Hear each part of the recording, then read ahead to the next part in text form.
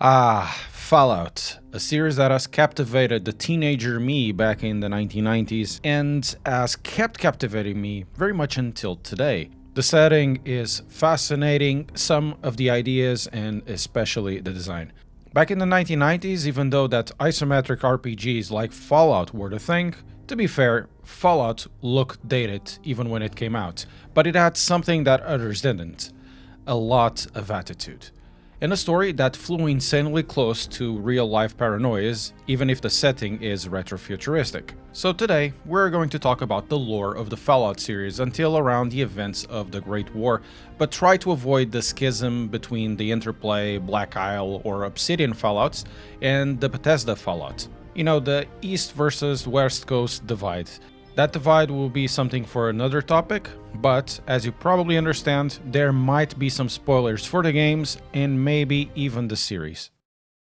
The center stage of Fallout is a post-apocalyptic world where pretty much the whole of the world is bombed by a massive nuclear exchange, and only part of the population was able to save themselves by being enclosed in huge shelters called vaults. But until then, a lot happened that would be then the backdrop of Fallout.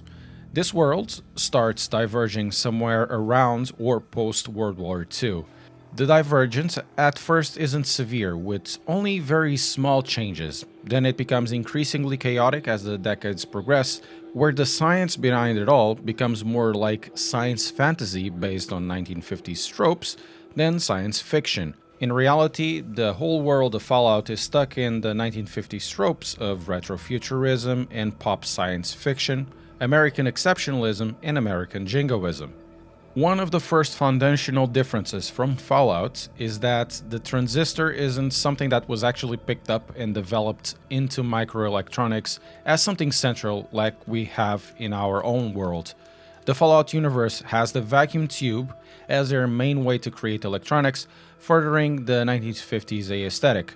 The vacuum tube in Fallout is incredibly powerful, capable of not only creating complex computers, but actually powering the world. The transistor and microelectronics were applied at a lesser extent, mainly with robots.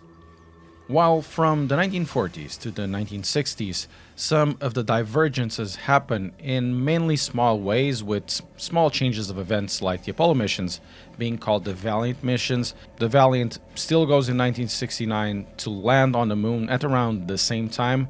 It is in 1969 that the big first change in the timeline appears as the United States dissolves and reorganizes into 13 Commonwealths. The technology, because the microtransistor wasn't made central, will start to diverge, and then on the 2000s the next big changes will be happening, namely on the early 2000s with the creations of companies that will be pivotal with the development of technologies that will dominate the events before and after the Great War. The first of these companies will be Westech, then a couple of decades later, the other important companies like Vault-Tec, Robco, and Mass Fusions are founded. These companies will shape the world of Fallout even after the Great War. Fallout is a world that unravels as mankind isn't capable of getting away from oil and uranium at a fast enough pace. As the development of the world continued to grow into the 2050s, the demand outstripped the supplies of energy, and without any suitable technology in place, the resource wars would start in the 2050s. Massive protectionism and expansion from global superpowers like the United States, the European Commonwealth, and China would stir up the regional conflicts that ultimately would lead the world into catastrophe. Starting with the invasion of Mexico in 2051 by the United States, the world would be set to collapse as oil becomes too expensive to use, and the state of US oil reserves becomes public the next year. Following that year, in 2052, the European Commonwealth invades the Middle East for their oil reserves. That war ends up being a waste of resources and, in the end, a stalemate, as the state of the Middle Eastern oil reserves were already pretty much depleted. The European Commonwealth would end up dissolving following the war in 2060. In 2053, the new plague appears, a devastating global pandemic that ravaged the world prior to the nuclear war. This disease would spread rapidly and cause widespread death and social collapse. It is speculated that this disease have been originated from a genetically engineered virus created as part of a bioweapons program. Over 200,000 people would have died in the United States because of it, and its impact would lead to the creation of the pan-immunity in virion, and later the forced evolutionary virus by West-Tech. In the same year, in 2053, the first demonstration vault from Project Safehouse is created. Therefore, the years from 2050 to 2053 will end up being foundational years for the setting of Fallout, as between the resource wars, the new plague, and the creation of the vaults, all the chips are in place for the world to be set on fire. Some of the last oil reserves of the United States are set in Alaska. In 2059, the United States would send a good number of troops to protect them in a pipeline passing through Canada. This protection, using air quotes here, would end up with the assimilation of all Canada into the United States a few years later. The next few years end up being rather calm, all things considered. In 2060, the European Union dissolves after resource wars, the new plague continues to ravage as it mutates despite the efforts of West-Tech to develop a cure. All things considered, the shit only hits the fan with the invasion of China into Alaska in December of 2066, after months of failed talks regarding the US unwillingness to export some of their oil reserves. That same year, the first practical small-format fusion core is created, ironically to power a suit of power armor, a piece of machinery that will define how the war is fought for the next few years, instead of resolving the world's power crisis. The next few years until the Great War are basically dictated by the China-US conflict over at Alaska. The first suits of power armor are incredibly successful against Chinese tanks. The United States is capable of invading mainland China in 2074, creating massive supply line issues to the Chinese. During the 2070s, with the development of the pan-immunity virion, it was noted that the growth of organisms was incredible. With West-Tech experiments, they have noted that small mammals would grow at incredible rates, making it suitable for an evolutionary mutagen. West-Tech, with this, wanted to use this PvP as a way to grow crops to end global hunger. The military had other intentions with it, namely with the further development of the strain, renaming it First Evolutionary Virus.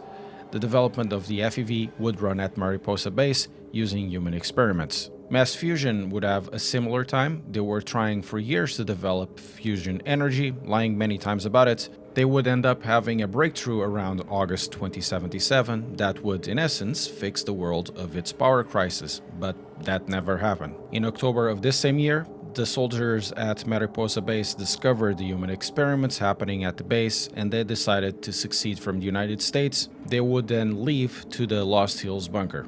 As the world was in a death spiral, the secession was unanswered. These soldiers, led by Maxon, would then create the Brotherhood of Steel. October 22, 2077, the United States would reach Beijing, and in the next day, China would unleash a launch of nuclear missiles that the US would reply in kind, unleashing a nuclear holocaust. The vaults close, and the events of the next Fallout titles would happen. Without spoiling the games, there are a few things that come from the build-up to the Great War that become central to what Fallout looks like and feels like. The corporations will be destroyed, but they would still have massive impact in the world. They would have developed technology like supercomputers that would still be working and would have impacts for the universe. The forced evolutionary virus was set loose, and with the radiation from the fallout created by the bombs, would create mutated fauna, flora, and even humans.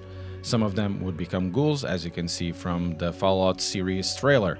Others I won't spoil. Some vaults would end up opening after a few years, others would have other objectives in mind.